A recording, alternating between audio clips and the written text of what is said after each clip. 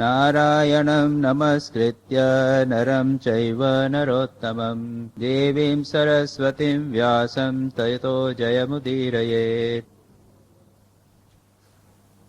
हम उद्धव गीता के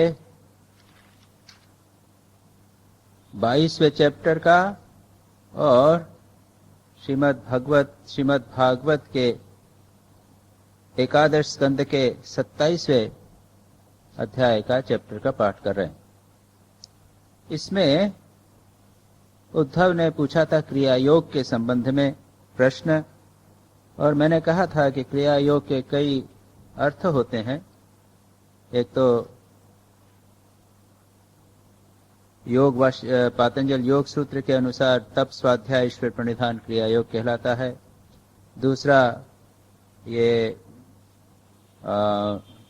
योगदा सत्संग की प्रक्रिया में भी क्रिया योग है, वो क्या है मैं नहीं कह सकता, लेकिन यहाँ पर जो क्रिया योग की बात की है वह कर्मकांड की बात की है, किस प्रकार से भगवान की प्रतिमा की पूजा उपासना करना। और इसको इस चैप्टर में भगवान ने विस्तार से उसका वर्णन किया है और बहुत सारा पोर्शन हम पढ़ चुके हैं। अलग अलग विभिन्न प्रकार से कहा जाया है कि किस प्रकार की मूर्ति बनाना है, कितने प्रकार की मूर्तियां होती हैं, और जल पात्र में क्या होना चाहिए, उसमें दूब डालना चाहिए इत्यादि, चंदन डालना चाहिए इत्यादि, सारा वर्णन विस्तार से किया गया। उसके बाद प्राणायाम के द्वारा प्राण वायु और भावनाओं द्वारा शरीर को शुद्ध करना है। उसके बाद ध्यान करने की बात भी कही गई है। जीव कला, उसके तेज से सारा अंतःकरण शरीर भर गया है, और मानसिक उपचारों से मन ही मन पूजा करनी चाहिए, यह भी यहाँ पर कहा गया है।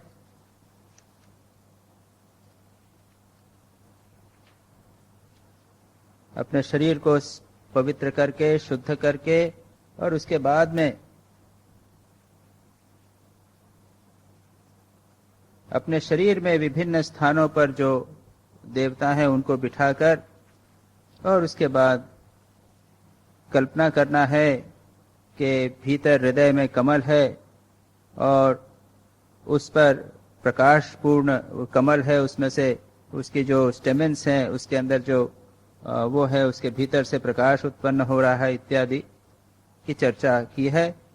और प्रारंभ में ये सब कहना है कि कई स्थानों पर चारों ओर क्या क्या बैठे हुए हैं, धर्म इत्यादि बैठे हुए हैं, चारों दिशाओं में धर्म, ज्ञान, वैराग्य और ऐश्वर्य, ये चार उसके पैर हैं, ऐसा आसन करना है। अधर्म, अज्ञान, अनैश्वर्य और अवैराग्य चारों दिशाओं में डंडे हैं, ये 25वें मंत्र में श्लोक में कहा गया। सत्व, रज, तम रूप पटरियों से पीठ बनी हुई है। विमला, उत्कर्षणी, ज्ञाना, क्रिया, योगा, बभि, सत्या, ईशाना, अनुग्रह, ये 9 शक्तियां विराजमान है। इस प्रकार का सारा वर्णन किया गया है।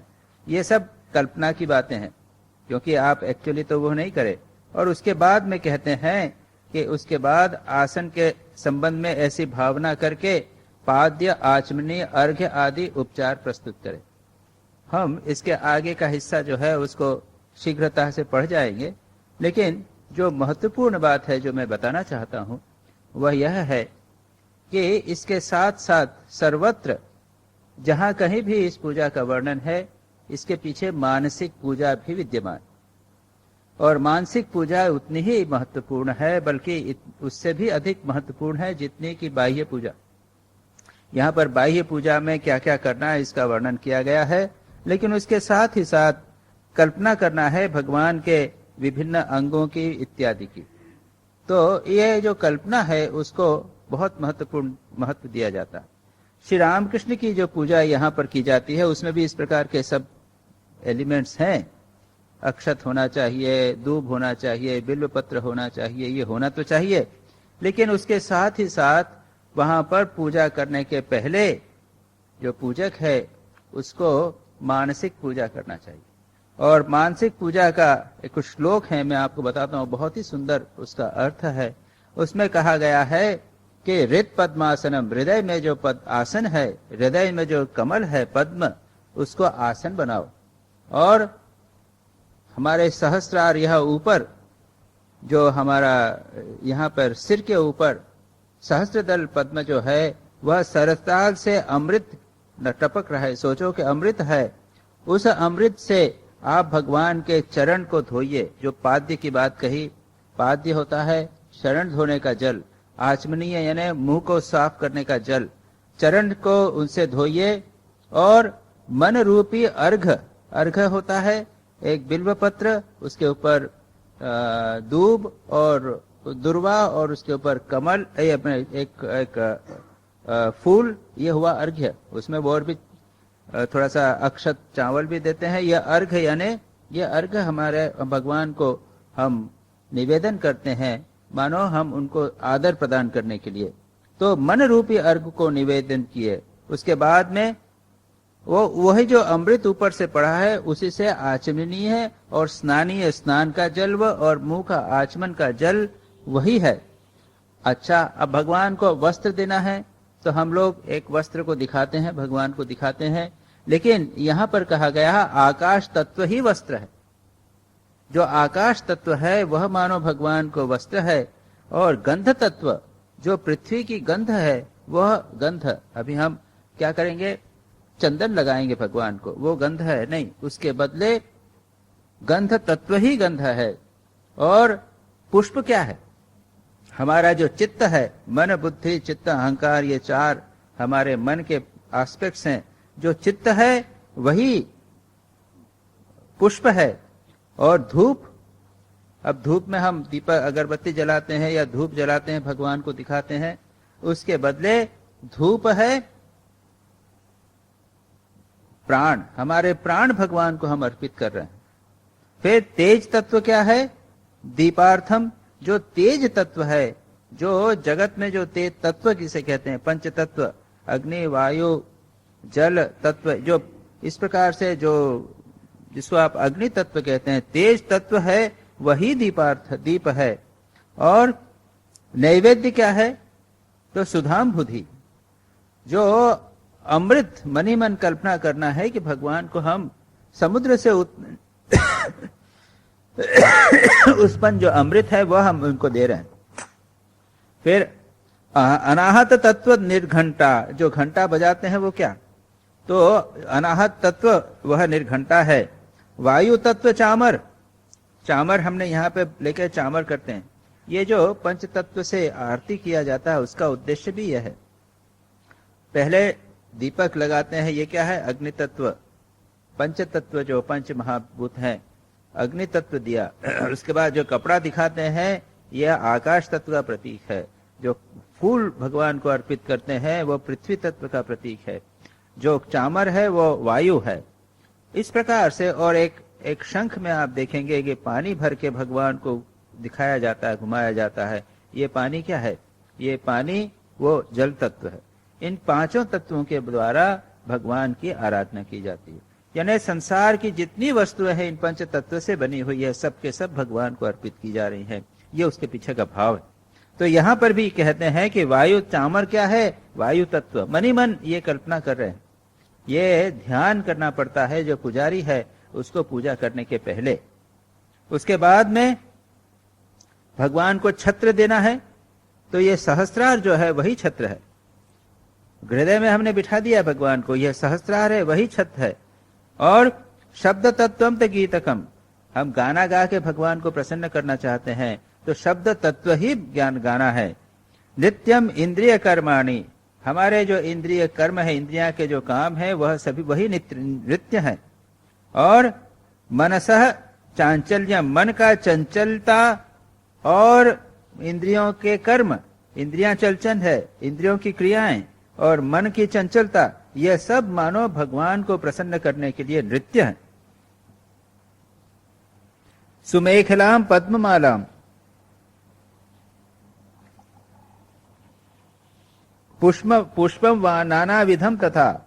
सुमेखला, ये दिव्य जो फूलों की बनी हुई माला मनी मन उसको हम भगवान को अर्पित करते हैं। और पुष्प नाना नाना प्रकार के पुष्प जो है वो बताए उनको ऑफर किया गया। अमायाद्ये भव भाव पुष्पैहि अर्चयेत भाव गोचरम। और बहुत सारे भाव पुष्प हैं। भाव पुष्प अमानित्वम, अदम्भित्वम, अहिंसा, क्षांति, आर्जवम, ये जो वैल्यूज हैं वो भगवान को अर्पित किए हुए पुष्प हैं। फिर अमायम अनहंकारम, अरागम, अमदम तथा अमोहकम, अदम्भम, अद्वेक्ष, अक्षोभको तथा अमात्सर्यम, अलोभम च 10 पुष्पम विदुर्बुधा। ये 10 प्रकार के पुष्प, ये 10 वैल्यू हैं। अमानित्वम, अदम्भित्वम, अहिंसा, शांति, रार्जवम, आचार्योपासनम, शौचम, जो गीता में कहा है ठीक उसी प्रकार का है। अमाया, उसके बाद में अहंकार का रहित होना, राग रहित होना, मद रहित होना, अमोहकम, मोह रहित, दंभ रहित होना, अद्वेष, द्वेष रहित होना, अक्षोभ नहीं होना, ये सारे ये। उसके बाद में कहते हैं अहिंसा परमम पुष्पम। अहिंसा जो है वो सर्वश्रेष्ठ पुष्प है। ज्ञान पुष्पम, अच्छा उसके बाद में इंद्रिय निग्रह एक पुष्प है, ज्ञान पुष्पम है, ज्ञान रूपी पुष्प है, दया पुष्प है, क्षमा पुष्प है, ज्ञान पुष्प है। ये 5 पुष्प बताए। अहिंसा, इंद्रिय निग्रह, दया, क्षमा, ज्ञान, ये 5 स्पेशल पुष्प के। इति 15 भाव पुष्पैहि पूजयेत शिवम। इस प्रकार से 15 प्रकार के भाव पुष्पों के द्वारा पूजा की जाती। तो इसमें जो है ये डिटेल में बहुत सारा गया है, उसको हम रैपिडली पढ़ जा लेंगे, इसको डिटेल में नहीं जाएंगे। जो मैं महत्वपूर्ण बात बता रहा हूं कि ये मानसिक पूजा, ये मानसिक पूजा का वर्णन आप शिव मानस पूजा इसमें भी प्राप्त करेंगे। एक स्तोत्र है, शंकराचार्य ने उसकी रचना की है। उसमें कहते हैं रत्ने कल्पित मानसम, कल्पना कीजिए। ये सारी पूजा काल्पनिक है, मन से है। देखिए कई चीजें होती है मानसिक। एक तो भगवान के नाम का जप मानसिक होता है, दूसरा ध्यान मानसिक होता है। जप 3-4 प्रकार के हैं। एक तो वाचिक जप है, केवल मुंह से बोलने से कहीं नहीं होगा, मन से मन ही मन जप करना पड़ता है। दूसरा भगवान का ध्यान, तो जप ही ध्यान का अर्थ ही है, तो जब मन से ही होना पड़ेगा। और तीसरा प्रार्थना। और सच पूछा जाए ये प्रार्थना भी मानसिक होती है, केवल बोलने से है प्रभु ऐसा कर दो वैसा कर दो, मैं आपका शरणागत हूं, ये नहीं। एक्चुअली मेंटल, मानसिक होना चाहिए। लेकिन इससे भी महत्वपूर्ण है मानसिक पूजा। ये अभी जो बता रहे हैं ये सारी की सारी चीजें जो बाहर होती हैं मन ही मन किए जाते। तो शिव मानस पूजा में 4 श्लोकों में बहुत महत्वपूर्ण पूरी मानसिक पूजा का वर्णन कर दिया गया है। कहते हैं कल्पित मानसम रत्ने कल्पितम आसनम। कल्पित, आप कल्पना कीजिए एक रत्न आसन का, और हिम जले ही, अच्छे ठंडे जल से स्नान करवाइए, और दिव्य अंबर सुंदर वस्त्र भगवान को पहनाइए। नाना रत्न विभूषितम मृग मदा मोदांकितम चंदनम। अत्यंत सुंदर मृग का मद, यानी जो आपका मृग मद कर्पूर अपने कस्तूरी होती है, कस्तूरी और चंदन से भगवान को अंकित कीजिए, उनको लेप लगाइए। नाना रत्न से विभूषित कीजिए। जाति चंपक बिल्व पत्र रचितम पुष्पम। पुष्प, जाति चंपक आदि के पुष्प और बिल्व पत्र, इनके वो, और धूप दीजिए, दीप दीजिए। रित कल्पितम, हृदय से कल्पित करके पूजा करते हैं। कहते हैं ये सारा का सारा छत्र चामर व्यजन, भगवान को वो आईना दिखाना, अपने मिरर दिखाना, वीणा भेरी मृदंग का गीत नृत्य साष्टांग प्रणति स्तुति समस्तम मया संकल्पेन समर्पितम, मैंने संकल्प के द्वारा प्रभु आपको समर्पित किया है, मेरी इस पूजा को ग्रहण कीजिए। उसके बाद में इत्थम मानस पूजनम, अगर कोई व्यक्ति 3 बार त्रिसंध्या को करे या इन 4 श्लोकों को प्रतिदिन पाठ करेगा पूजा के बाद में, तो उसको समस्त सुख प्राप्त होता है। इसकी फलश्रुति बताई गई है। और एक महत्वपूर्ण श्लोक है, आत्मा त्वम गिरिजामति सहचरा प्राणा शरीरम गृहम। सारा बाहर भगवान नहीं है, शंकर को कहते हैं आत्मा त्वम, भगवान आप, शंकर मेरी आत्मा त्वम है, आप ही हैं। गिरजा यानी पार्वती कौन है? मेरी बुद्धि है, बुद्धि ही प्रार्थी है। मेरे प्राण जो है यह उसके सहचर हैं, आपके गण इत्यादि जो साथ में रहते हैं। ये शरीर जो है वह मकान है। और विषयोपभोग रचना, मैं जो विषय उपभोग करता हूं ये आपकी पूजा है। और निद्रा, मैं जब सोता हूं वह समाधि स्थिति है। हाथ पैर से चलना जो है वह आपकी प्रदक्षिणा है। और मैं जो कुछ बोलता हूं वो आपके स्तोत्र हैं। यत्यत करोमि तत्तद, यत्यत कर्म करोमि तत्तद अखिलम शंभो तव आराधनम, जो भी मैं कर्म करता हूं वह प्रभु तुम्हारी आराधना। ये मानस पूजा। इसके संबंध में ये मानस पूजा कितनी प्रभावशाली हो सकती है, इसके संबंध में मैंने डोंगरे महाराज का आपने नाम सुना होगा, बहुत प्रसिद्ध श्रीमद् भागवत के प्रवचनकार थे। उनसे मैंने एक कहानी सुनी। एक बार प्रवचन में गया तो उन्होंने कहा कि एक कंजूस था, बहुत धनी था, लेकिन पैसा खर्च नहीं करना चाहता था। और अगर आप इसमें देखें तो इसमें लिखा है, जैसे आप देखें, यदि सामर्थ्य हो तो प्रतिदिन चंदन, खस, कपूर, केसर, अर्गजा आदि सुगंधित वस्तुओं द्वारा सुवासित जल से मुझे स्नान कराए। और उस समय सुवर्ण, घर्म इत्यादि स्तोत्र का पाठ करे। तो सहस्त्र शीर्षा पुरुष इत्यादि जो स्तोत्र है उनका पाठ करे। उसके बाद वस्त्र, मेरा भक्त वस्त्र, यज्ञोपवीत, आभूषण, पत्र, माला, गंध, चंदन आदि से प्रेम पूर्वक मेरा श्रृंगार करे। अब भगवान की मूर्ति का श्रृंगार करो, इतनी सब चीजों की व्यवस्था करो, जितना जिसमें सामर्थ्य हो वैसा करो। उस उपासक श्रद्धा के साथ मुझे पाद्य यानी पैर धोने का पानी, आचमन यानी मुंह धोने का पानी, चंदन, पुष्प, अक्षत, धूप, दीप आदि सामग्रियां समर्पित करे। ये सारी जो पूजा में होती है। यदि हो सके तो गुड़, खीर, घी, पुड़ी, पुए, लड्डू, हलवा, दही, दाल आदि विभिन्न व्यंजनों का नैवेद्य लगावे। फिर कहा भगवान के विग्रह को दातुन करावे, उपटन लगाए, पंचामृत आदि स्नान कराए, सुगंधित पदार्थों का लेप करे, दर्पण दिखाए, भोग लगाए, और शक्ति हो तो प्रतिदिन अथवा प्रवसों के अवसर पर नाचने गाने आदि का प्रबंध करे। अब ये बड़े बड़े मंदिरों में जहाँ सारी व्यवस्था है, एक पुजारी है, वहां तो ये संभव है। जगन्नाथ जी का मंदिर जो अपने पुरी में है, वहां पे बहुत इलॉबरेट सारी की सारी बातें होती, बहुत विस्तार से सब चीजें होती हैं। तो ये क्रियाकांड बड़े बड़े मंदिरों में जहां पर बहुत व्यवस्था है, तिरुपति बालाजी का मंदिर और इतने सब ये मंदिर, यहाँ पे तो पुजारी 2-4 पुजारी, उनका पुजारी काम ही है, बहुत सब हो सकता है, लेकिन बाकी नहीं हो सकता। तो डोंगरे महाराज ने एक कहानी सुनाई, उन्होंने बड़ी अच्छी कहानी सुनाई और बहुत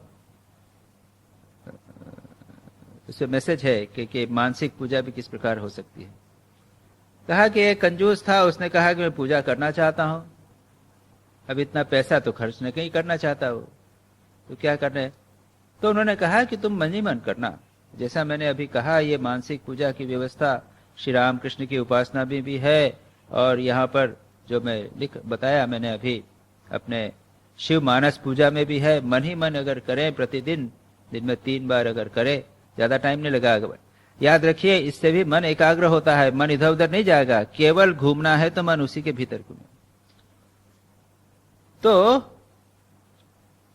उन्होंने अपने जो सेठ जी थे उन्होंने प्रारंभ किया, उनको कहा उनके गुरु ने कि तुम मन ही मन पूजा करो, जो भी करना है सब मन ही मन करो। तो ठीक है, बड़ी अच्छी बात है। तब मन से तो आप बर्तन चाहिए भगवान की पूजा के लिए, तो हम सोने के बर्तन बना लेंगे, क्या दिक्कत है। अगर मनी से करना है तो बढ़िया हो, सोने का होवे, और रत्न से करना है तो बता रत्न का उन्होंने सब कर लिया। चांदी के खाने के बर्तन, सोने के पूजा के बर्तन, सब मेंटली, एक पैसा खर्च नहीं करना है। और बढ़िया दूध अच्छा उसको उबाल के खीर बना के मिठाई रोज सुबह शाम उनको अर्पित करते। और नियमित रूप से उनका है कि नियमित रूप से पूजा करना, तो बैठकर प्रतिदिन अपने कृष्ण भगवान की, बाल कृष्ण की भगवान की पूजा करेंगे। वो बढ़िया बढ़िया चीजें ऑफर करेंगे, दूध देंगे, पायस बना के देंगे, मिठाई देंगे, बस। और आधा घंटा 1 घंटा रोज पूजा। ऐसा करते करते 12 वर्ष बीत गए। याद रखिए, नियमित रूप से 12 वर्ष तक कोई अगर पूजा कर सके तो ये साधारण बात नहीं। 12 वर्ष बीत गए। एक दिन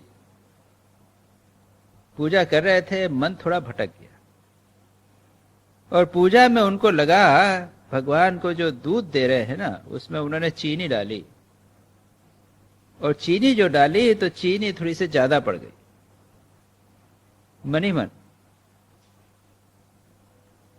अब उन्होंने कंजूस वो मन ही मन चम्मच निकाल के वो चीनी निकालने। तब भगवान प्रकट हो गए, हाथ पकड़ लिया। अरे क्या कर रहा है, अभी तक तेरा कंजूसी नहीं गई? इतने दिन से मेरी पूजा करता आ रहा है, अभी तक कंजूसी नहीं गई? उनका काम सिद्ध हो गया, भगवान का साक्षात्कार हो। तो इतना सब वर्णन किया है, लेकिन मुख्य बात है मानसिक पूजा। ये हमारा मन भटकता है, हम क्रिया आडंबर इत्यादि चाहते हैं, हमें बहिर्मुखी हैं। इस बहिर्मुखी वृत्ति को थोड़ा सा कंट्रोल करने के लिए ये सारा क्रिया अनुष्ठान भगवान ने बताया। इसको हम संक्षेप में पढ़ने का प्रयत्न करेंगे। अभी जैसा मैंने कहा, इत्यादि शादी की व्यवस्था करे, गाने बजाने का भी अगर व्यवस्था हो सके तो वह करे, पंचामृत से स्नान करावे, सुगंधित पदार्थों का लेप करे, दर्पण दिखाए, भोग लगाए, इत्यादि इत्यादि, जो भी जितना जिसमें सामर्थ्य हो वो कर सके। उसके बाद कहते हैं, पूजा के बाद शास्त्रोक्त विधि से बने हुए कुंड में अग्नि की स्थापना करे। हम लोगों के यहाँ पर श्री रामकृष्ण, मां शारदा और स्वामी जी के जन्मदिन के ऊपर हम लोग पूजा के बाद में हवन करते हैं, वहां अग्नि स्थापना करते हैं। अग्नि प्रज्वलित करने के बाद बहुत डिटेल दिया है, उसको मैं विस्तार से नहीं पढ़ूंगा। वेदी को बनाए और उसके बाद में चारों ओर कुश बिछाकर मंत्र पढ़ता हुआ जल छिड़के इत्यादि विस्तार बोला है। उसके बाद तदनंतर अग्नि में मेरा ध्यान करे। हम लोग क्या कहते हैं यहाँ पर, श्री रामकृष्ण नामाग्नौ। इस अग्नि का नाम हमने श्री रामकृष्ण अग्नि बोल दिया, यानी श्री रामकृष्ण को ही हम यहाँ पर ला रहे हैं। यह अग्नि क्या है, श्री रामकृष्ण ही है। और उसमें जो हम देते हैं, ओम ऐं सर्वदेवद्वयी स्वरूपाय रामकृष्णाय स्वाहा, वो अग्नये स्वाहा नहीं बोलते, अग्नि को हम नहीं दे रहे हैं, श्री रामकृष्णाय स्वाहा करके दे रहे हैं। तो उसके बाद अग्नि में मेरा ध्यान करे। यहां पर भी ध्यान करने की बात कहते हैं। मेरी मूर्ति तपाए हुए सोने के समान दमक दमदम दमक रही है, रोम रोम में शांति की वर्षा हो रही है। लंबी और विशाल 4 भुजाएं शोभायमान हैं, उनमें शंख चक्र गदा पद्म विराजमान हैं।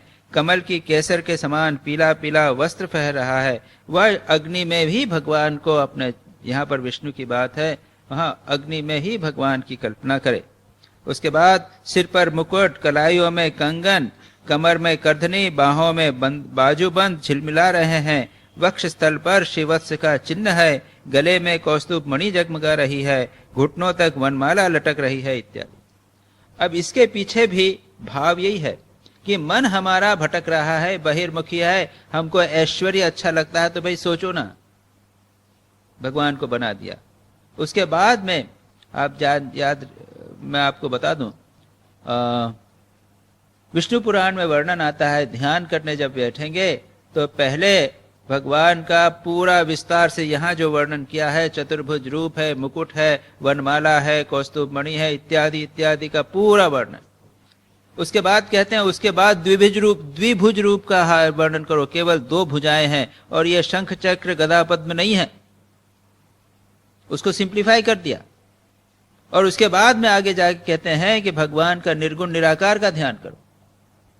जब तक मन हमारा चंचल है, इधर उधर भाग रहा है, रेस्टलेस मन है, तब उसके लिए ये पूरा विस्तार का वर्णन।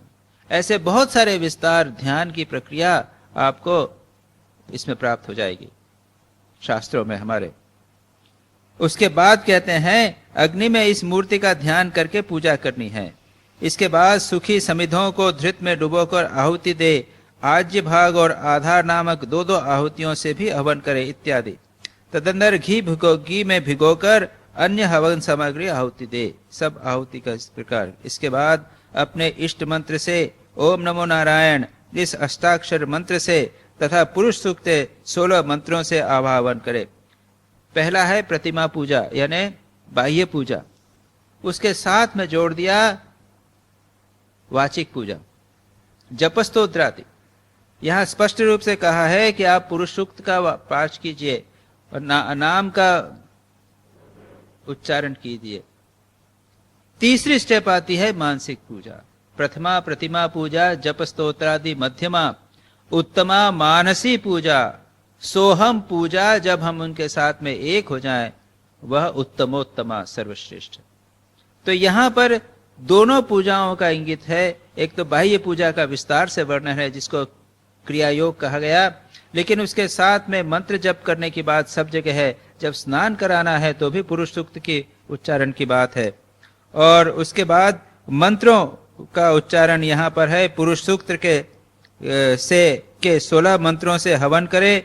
बुद्धिमान पुरुष को चाहिए कि धर्मादि देवताओं के लिए भी विधि पूर्वक मंत्र के साथ हवन करे। इस प्रकार अग्नि में अंतर्यामी रूप से स्थित भगवान की पूजा करके उन्हें नमस्कार कर। तो महाराज कहेंगे, अरे क्या सब पूजा हो रही महाराज, कंप्लेन हो जाएगी कि अरे आजकल तो पूजा होती ही नहीं, ठीक ठीक पूजा होती ही नहीं है। न तो हम उसके अधिकारी हैं, स्वामी विवेकानंद की तरह हम लोगों का मन चंचल है, हमको बाहरी पूजा करनी पड़ती। इसके बाद में आगे कहते हैं, और उसके बाद भगवान को आचमन करावे, उसका प्रसाद विश्वक्सेन को निवेदन करे। इसके पश्चात अपने इष्ट देव की सेवा में सुगंधित तांबूल आदि मुखवास उपस्थित करे और पुष्पांजलि दे। मेरी लीलाओं को गावे, उनका वर्णन करे और मेरी ही लीलाओं का अभिनय करे। यह सब करते समय प्रेमोन्मत्त होकर नाचने लगे। मेरी लीला कथाएं स्वयं सुने और दूसरों को सुनावे। उसके बाद में एक तो बाह्य पूजा हुई, उसके बाद में ये कथा प्रवचन इत्यादि, इसका भी महत्व यहाँ पर बताया गया है। उसके बाद उस समय तब तक संसार और उसके रगड़े झगड़ों को भूलकर मुझ में तन्मय हो जाए। प्राचीन ऋषियों के द्वारा अथवा प्राकृत भक्तों के द्वारा बनाए हुए छोटे बड़े स्तव और स्तोत्रों से मेरी स्तुति करे और प्रार्थना करे, भगवान आप मुझ पर प्रसन्न हो, मुझे अपने कृपा प्रसाद से सरोबार करते प्रार्थना करे। तदनंतर दंडवत प्रणाम करे, अपना सिर मेरे चरणों पर रख दे और दोनों हाथों से दाएं से दाहिना और बाएं से बायां चरण पकड़ कर करे, भगवान इस संसार में मैं डूब रहा हूं, मृत्यु रूप मगर मेरा पीछा कर रहा है, मैं डर कर आपकी शरण में आया हूं, प्रभो आप मेरी रक्षा कीजिए। यहां पर विस्तार से जो बिगनर है, प्रारंभ में अगर कुछ करना चाहते तो पूरा डिटेल दिया। अब उसमें जैसा हम बंगाली में कहते हैं, सिर और पैर जोड़कर लेजा मुड़ा बात देकर जो बीच का जितना आपके लिए अप्लाई करे उसको आप लीजिए। फिर कहते हैं, इस प्रकार स्तुति करके मुझे अर्पण की हुई माला आदर से अपने सिर पर रखे, उसे मेरा दिया हुआ प्रसाद समझे। यदि विसर्जन करना हो तो ऐसी भावना करना चाहिए कि प्रतिमा में से एक दिव्य ज्योति निकली है और वह मेरी हृदयस्थ ज्योति में लीन हो गई है। बस यही विसर्जन। अब यहाँ पर 3 विसर्जन की बात करें। अगर कोई प्रतिमा है, जैसे आप दुर्गा पूजा, गणेश पूजा, एक मिट्टी की, घास की, मिट्टी की प्रतिमा बनाकर उसके बाद में उसको जब अंत में 3-4 दिन या 10 दिन 7 दिन की पूजा के बाद में जब विसर्जन करते हैं, तो एक तो मैंने कहा था संभवतः यहाँ पर ही कि एक तो विसर्जन होता है जल के अंदर, तालाब में ले जाकर उसको विसर्जन किया जाता है। गंगा में है या किसी तालाब में है, वो विसर्जन किया। दूसरा विसर्जन है जो सामने होता है, पुजारी करता है। पुजारी पूजा जब हो जाती 3 दिन की, विजयादशमी आई, तब विजयादशमी के दिन, नवमी की पूजा हो गई, उसके बाद विजयादशमी के दिन पुजारी उस मूर्ति को वहां से एक माँ के चरणों में से एक पुष्प उठाता है। पुष्प उठाकर अपने हाथ में लेके और उसको सूंघता है, अंदर सूंघ लेता है। अंदर सूंघ के कल्पना करता है कि वहां से जो प्राण वहां प्रतिष्ठित हुआ था, वो प्राण मुझ में वापस आ गया। तो ये हृदय में विसर्जन। इसी प्रकार से यहाँ पर कहा गया है कि विसर्जन ऐसी भावना करना, कल्पना कीजिए कि प्रतिमा में से एक ज्योति, दिव्य ज्योति निकल रही है, वो मेरी हृदय ज्योति में लीन हो गई। वहां से ज्योति निकली और मेरी हृदय ज्योति में लीन हो गई। जब प्रारंभ किया था तब एक पुष्प लेते थे और उसके ऊपर सांस निकालते थे, मानो हमारे भीतर से प्राण उसके अंदर चला गया। उसके बाद में उसी को मूर्ति के चरण में रख देते थे और ये कल्पना करते थे कि मेरे भीतर से प्राण मैंने उस मूर्ति के अंदर डाल दिया, अब मूर्ति प्राणवंत हो गई। इसको प्राण प्रतिष्ठा कहते हैं। और ये जो हुआ, ये दूसरा हुआ, विसर्जन हो गया। और तीसरा विसर्जन होता है दर्पण में विसर्जन। ये भी मुझे नहीं मालूम, आप लोगों में से अगर किसी को अनुभव होगा, ये जहां कहीं भी दुर्गा पूजा इत्यादि होती है तो ये दर्पण में विसर्जन भी होता है। ये होता है एक बहुत बड़ा एक जल का पात्र लेते हैं, एक तसला जैसा, उसके अंदर एक छोटी सा जो हमारी त्रिपाद होता है लोहे का या मेटल का, वो त्रिपाद रखते हैं। उसके ऊपर एक मिरर रख देते हैं, कांच, जिससे मिरर से वो अच्छी तरह साफ माँ का पूरा रिफ्लेक्शन दिख सके। और एक बार विसर्जन हो जाता है, उसके बाद में हम लोग सब जाके उसको देखते हैं। वहां क्या है कि उस मिरर में आप माँ के, देवी की मूर्ति के दोनों चरणों को आप देखिए, उसका रिफ्लेक्शन, उसका जो प्रतिबिंब देखिए उसका। अगर आपने देख लिया मतलब क्या हुआ, माँ जगदम्बा के चरण इस जो पात्र रूपी, जल रूपी मन में आ गए। मन की कल्पना हम एक सरोवर के रूप में करते हैं। स्वामी विवेकानंद ने कहा था कि चित्त वृत्तियां मानो लहरों हैं, तो मन की कल्पना हमेशा एक सरोवर के रूप में, जल के रूप में की जाती हैं। उसके अंदर हमने प्रतिबिंब देख लिया, अर्थात माँ जगदम्बा के दोनों चरण हमारे हृदय में या हमारे मन में प्रतिष्ठित हो गए, अब बाहर नहीं। बस ये तीसरे प्रकार का विसर्जन, जल विसर्जन यानी प्रतिबिंब में विसर्जन। दूसरा है वो प्राण प्रतिष्ठा के, सारा मन ही मन लिया है। यहां पर भी ये किया कि विसर्जन करना हो तो ऐसी भावना करनी चाहिए कि प्रतिमा में से एक दिव्य ज्योति निकल रही है, वह मेरी हृदय ज्योति में लीन हो गई है। बस यही विषय। प्रतिमा आदि में जब जहां श्रद्धा हो, तब जहां मेरी पूजा करनी चाहिए, तब क्योंकि मैं सर्वात्मा हूं और समस्त प्राणियों में तथा अपने हृदय में स्थित हूं। कहते हैं सर्वे भूतेषु आत्मानि च सर्वात्मा अहम अवस्थितः अर्चादिषु यदा यत्र श्रद्धा ताम तत्र च अर्चयेत्। जहां जिसकी श्रद्धा हो जावे, जिस मूर्ति में, जिस विग्रह में, शिवलिंग हो तो शिवलिंग में, तो इसके सब बाकी विस्तार की जरूरत नहीं है। एक जल पात्र में अगर हो जावे, अलग अलग वस्तुओं को बताया गया, बहुत सारे वस्तु में, घट में पूजा होती है। जहां पर भी श्रद्धा हो जाए कि यहां पर भगवान है, वहां पूजा करते। और स्वामी विवेकानंद ने आज के युग में बता दिया कि जो रोगी नारायण है वही उसमें पूजा कीजिए। तो जो जीवंत जागृत मानव है वही भगवान का सर्वश्रेष्ठ विग्रह है, वही सर्वश्रेष्ठ मंदिर है, ऐसा मानकर उसकी सेवा करना यह सर्वश्रेष्ठ पूजा। तो सेवाश्रम, वाराणसी सेवाश्रम, वृंदावन, ये रामकृष्ण मिशन की जितनी इंस्टीट्यूशंस हैं, इनके पीछे का भाव यही है कि यहाँ पर जो पूजा, अब जैसे ये पंचोपचार पूजा, मैं कई बार इसको बता चुका हूँ कि ये पंचोपचार पूजा यहाँ पर हुई, दशोपचार पूजा, इतनी सारी चीजें दी गई, उसके बदले एक रोगी नारायण है तो उसका बिस्तर को अच्छी तरह साफ करके, उसको खटिया ठीक करके उसके ऊपर रखिए, उसको प्रतिदिन स्पॉन्ज कीजिए, उसके शरीर को, ये उसका स्नान हो गया, स्नान जल हो गया।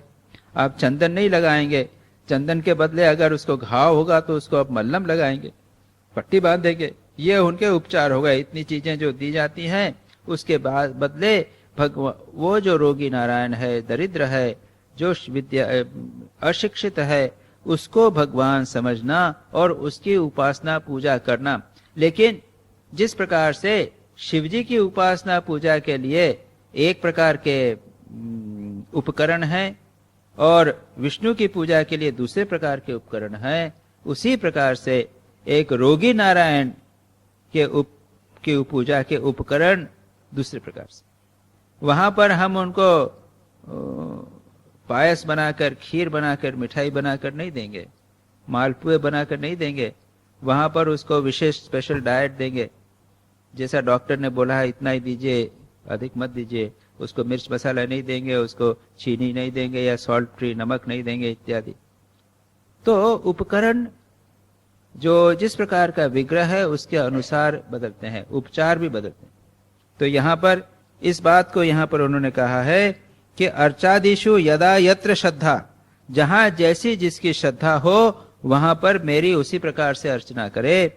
और समस्त प्राणियों में, सर्वात्मा में भी आप पूजा कर सकते हो, क्योंकि अहम अवस्थितः, सर्वात्मा अहम अवस्थितः, मैं सब में विद्यमान हूं।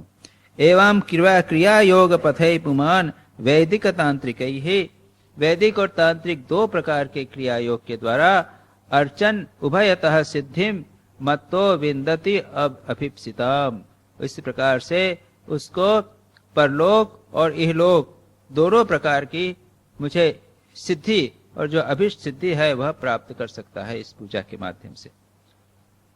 अब एक और बात कहते हैं यहाँ पर, जिसमें सामर्थ्य हो उसके लिए, और इसी के पीछे हम देखेंगे कि जो मंदिर बनते हैं, मंदिरों में मूर्ति की प्रतिष्ठा होती है, इसके पीछे का भाव यह है। मदर्चाम संप्रतिष्ठाप्य मंदिरम कार्ये दृढ़ पुष्पोद्यानानि रम्यानि पूजा यात्रोत्सवाश्रितम पूजानीनां प्रवाहार्थम महापर्ण स्वथान्वहम सुअथ अन्वहम क्षेत्रापणपुरग्रामान दत्वा मत सार्ष्ठिताम यात। यहाँ पे कहा यदि शक्ति हो, सामर्थ्य हो तो क्या करे, उपासक सुंदर और सुदृढ़ मंदिर बनवाए, उसमें मेरी प्रतिष्ठा स्थापित करे, मेरी प्रतिमा, भगवान की प्रतिमा स्थापित करे, सुंदर फल फूलों का बगीचा लगवा दे, नित्य पूजा पर्व की और यात्रा की, बड़े बड़े उत्सवों की व्यवस्था कर दे। ये भी विधान शास्त्रों में पाया जाता है। ऐसा करने पर जो मनुष्य पर्वों के उत्सव और प्रतिदिन की पूजा लगातार करने के लिए खेत, बाजार, नगर, गांव मेरे नाम समर्पित कर देता है, उसे मेरे समान ऐश्वर्य की प्राप्ति होती है। यह विधान है। इसीलिए आप देखते हैं कि जमीन को देवोत्तर कर दिया जाता है, देवोत्तर जमीन हो जाती है। कोई मंदिर बनाया और इसके बाद लोग कहते हैं इस जमीन जो है मैं दान दे देता हूं, इसकी जो इनकम है उससे ये मंदिर चलेगा इत्यादि इत्यादि। तो इसको बहुत महत्व दिया गया। उसके बाद में यह भी कहा गया है प्रतिष्ठाया सार्वभौमम सद्मना भुवनत्रयम पूजारीना ब्रह्मलोकम त्रिभिर्मत साम्यताम यात। और भी कहा, अब ये वैसे ही लोगों के लिए संभव है जिनके पास धन संपत्ति है और उद्देश्य यह है कि धन संपत्ति का उपयोग केवल स्वयं के भोग के लिए नहीं होना चाहिए, वो देवताओं के लिए होना चाहिए।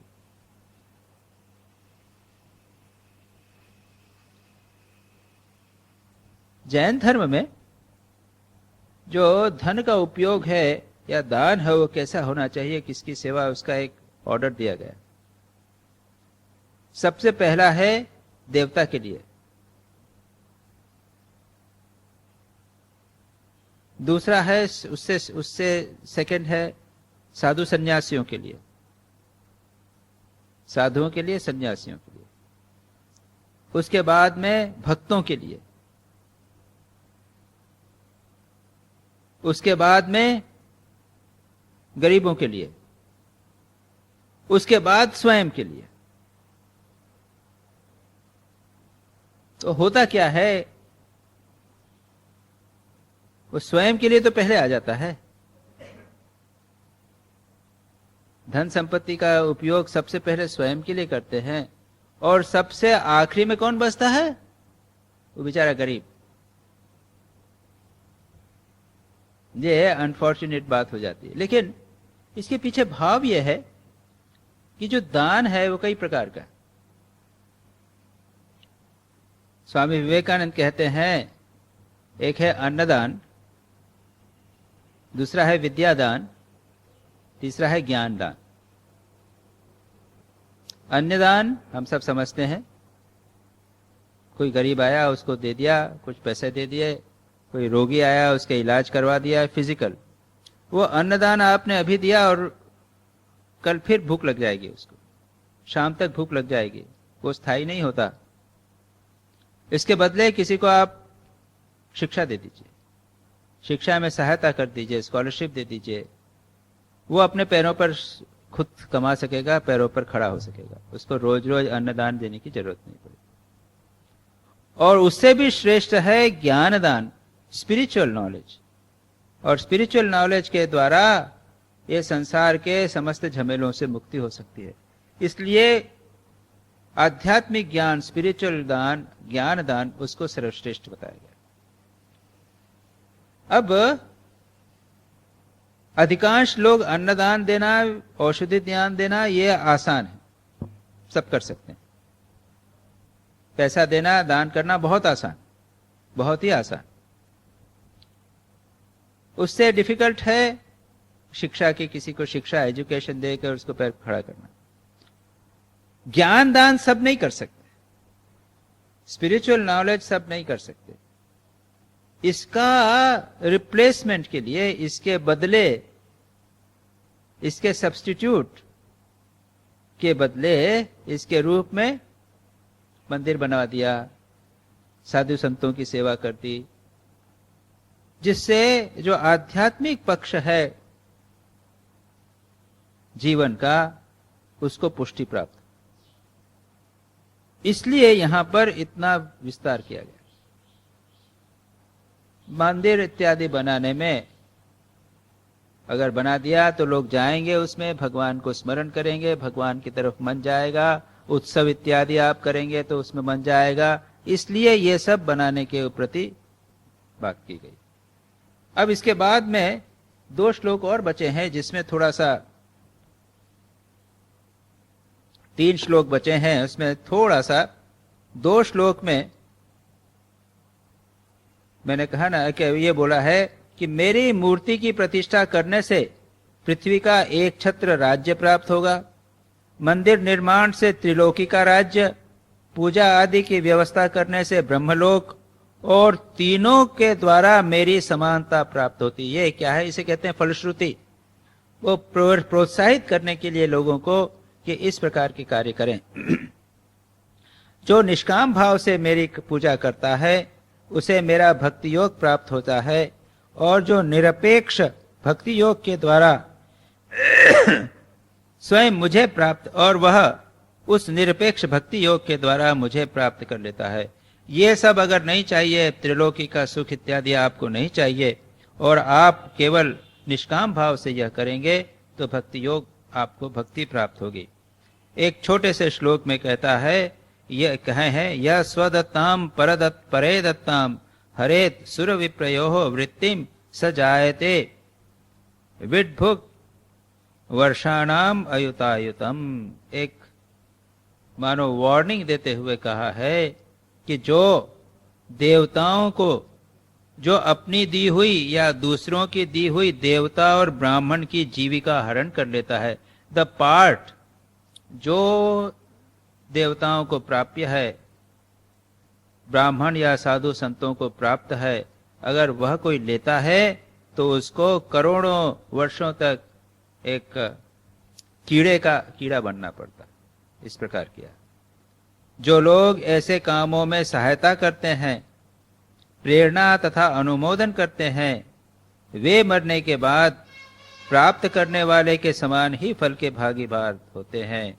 यदि उनका हाथ अधिक रहा तो फल भी अधिक मिलता है। If you participate in this activities, उसका भी फल आपको प्राप्त होगा। इस प्रकार की बात है।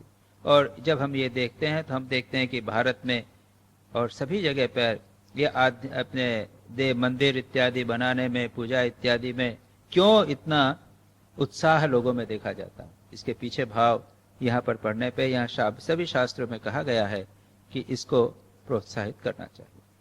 तो यहाँ पर यह चैप्टर समाप्त होता है और उसके बाद में 2 चैप्टर और बचे हुए हैं। उसके बाद तो अवश्य दूसरी चीज आ जाती है, लेकिन उद्धव अंत में रवाना होंगे, तब तक का वर्णन है। 2 अध्याय और बचे हुए हैं जिसकी चर्चा हम अगली बार करेंगे।